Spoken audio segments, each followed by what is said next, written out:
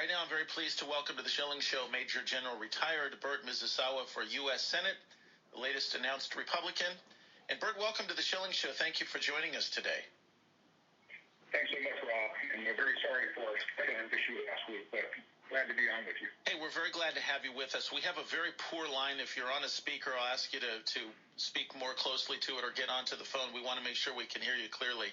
So tell us a little bit about your own background. Obviously, you have a military background, but what is it that you want to run for this? What do you want to bring to this office? Well, first on my background, I grew up in a military family. I lived all over the world. My father was from Hawaii, my mother from the Netherlands.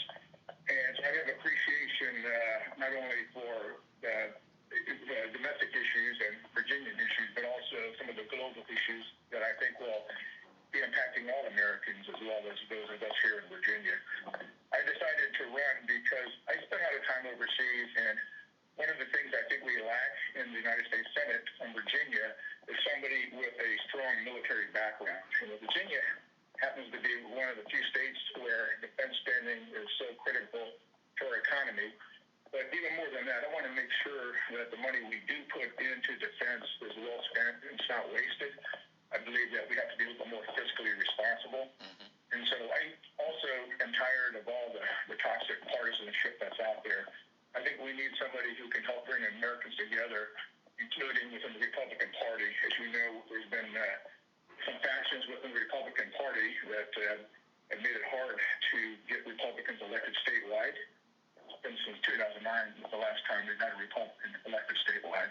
So I want to reverse that trend. I want to bring solutions to the American people that will be very cost effective in terms of solutions. So as we look at the problems in Virginia, can we be more specific about what's going on here and what we need to do to change it? What would you do to change it? Well, as I mentioned, we get a huge share of the pie in terms of federal spending here. I believe the number is about 30% of the economy is affected by federal spending, particularly in the defense arena. And I think that we basically have to make sure that we continue to support our military, our civil servants, our defense contractors, and other contractors throughout the state. And I think I would be the only candidate. Well, first I should say, I believe I'm the only Republican candidate who can beat Tim Kaine. And I would be the only one with the sufficient amount of clout in the Senate to help, basically help shape the policies that I think would be most important for Virginia. We've got a lot of people who are extremely concerned about Tim Kaine and the things that he's advocated for, the things he's voted for, the things he's done sitting in the seat, and would really like to see him gone. So let's talk about why you believe you are uniquely qualified to challenge and defeat Tim Kaine in the general election.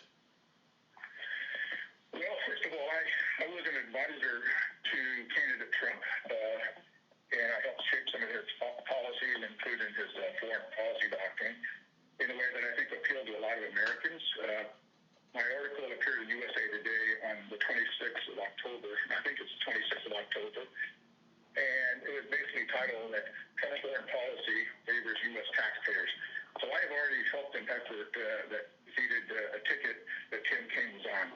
As far as my race, I grew up in Hampton Roads, and I now live in Northern Virginia. We moved to Hampton Roads in 1966. I went to West Point from there. I've been in the Northern Virginia area now for about 20 years. And geography matters. Tim Kaine is from Richmond, but I happen to be from the two most populated parts of the state. I also bring a very strong military background. Right now, our two senators have no military background whatsoever. And I think it's important for Virginia to have somebody that has a very strong military background, not just a few years. But I'm talking, in my case, I spent 40 years in uniform and led our young American men and women through 4 combat tours. And in the Senate, I would be the most senior military officer, as well as the most highly decorated officer. And so I think I can bring a lot of things to the table that Tim Kaine cannot. And I think that will appeal to the people out there that look at the record and look at what we need to have in the Senate in order to help our state. We're talking talking with Major General retired Bert Mizusawa for U.S. Senate, the latest announced Republican. So I want to go to the topic of national security, and based on your expertise, what is it that we're not doing presently that you would be advocating for? Well, a lot of the money that we spend in the military goes to our conventional forces, and the Army gets 10 strength, and the Navy is a total number of ships. The Air Force, you could look at fighter aircraft or other fixed-wing platforms, in the Marine Corps, you look at our battalions. I think there's other threats out there that we are not necessarily, our force structure, our organizations are not really all that well adapted to. One of them is cyber. We've been talking about cyber for well over 15 years now. We are just standing up our U.S. Cyber Command, making it separate from the National Security Agency. And I think cyber is going to be a dominant threat out there because the cyber threats do not respect any borders. So we have to come up with other methods to deal with that. There's something that might be even more insidious than the cyber threat, and that is some of the things that we've been discussing in the news recently about foreign interference in U.S. processes. You could say that the electoral process is a quintessential component of our democracy. And if we have foreign threats that are meddling with it, or somehow trying to influence outcomes, I think that's a threat to one of our vital national interests. And that's something we have to contend with as well. I would much prefer it to be dealt with in the intelligence circles, through the intelligence community, than through the media and through partisan politics. So you'll need somebody on the inside who knows what they're doing, who can deal with the intelligence communities and deal with the other instruments at our national level, including some of this, like the National Security Agency, which deals with signals intelligence, just to make sure that Americans in our processes are protected. I can also mention economics. It's hard to separate the economics from the but one example is the South China Sea and the threat that China poses to freedom of navigation through that part of the world. And a lot of our commerce goes through that part of the world. So the United States has an interest in ensuring that we continue to have a freedom of navigation through that important area. Bert, we've got just a couple minutes left. I want to go to immigration, which is also directly related to national security. The president has proposed building a wall along the border, along with a number of other things. Would you be a yes vote on the wall in the United States Senate? Well, Rob, I will tell you, I spent a lot of time with Mr. Trump on the trail, and I had some differences with him, and I was able to articulate those to him. I'm under a non-disclosure agreement, but I will tell you that in my opinion, if you cannot control your goal, you cannot control your country. There might be some differences on whether we need to have a physical wall that basically covers the entire border region, or you could have other methods that might be cheaper.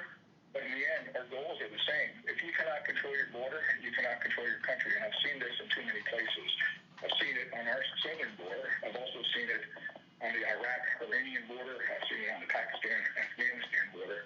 And I think if we could figure out a cost-effective way to control borders, whether it's a U.S. border with another country or borders of allies or other countries where we're trying to limit the illicit flow of people and money and weapons and narcotics, then we should do it.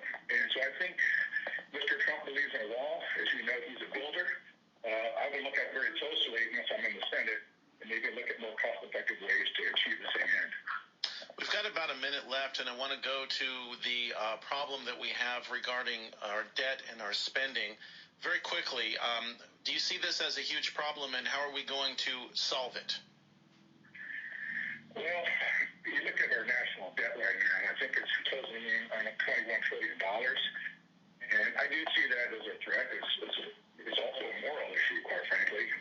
I think if you can't balance your budget, we expect American families to do that. And I think that our leaders in Washington should have a strong interest in doing that, not only because I think it's sort of a moral imperative. We're starting to spend so much of our annual federal budget on just servicing the debt with the interest that we pay on it. And that money could be used for other things to help our families and our communities here. And so I'm a fiscal conservative. That's one area that I'll be looking at pretty closely. Bert Mizusawa people would like to get more information on your campaign for U.S. Senate, would you tell them quickly how they can do that online? Well, you can go to my website. It's Bert4Senate, BERTFOR Senate.com. Or you can follow us on Twitter at Bert Mizusawa, spelling BERTMIZUSAWA, or on Facebook at Bert4Senate. Fantastic. Bert, if you get through Charlottesville, I'd love to have you in studio for an hour to talk about these issues in greater depth, and I appreciate you joining us here today on The Schilling Show. Thank you so much, Rob. Look forward to it. Indeed. Thank you. All right, let's go to the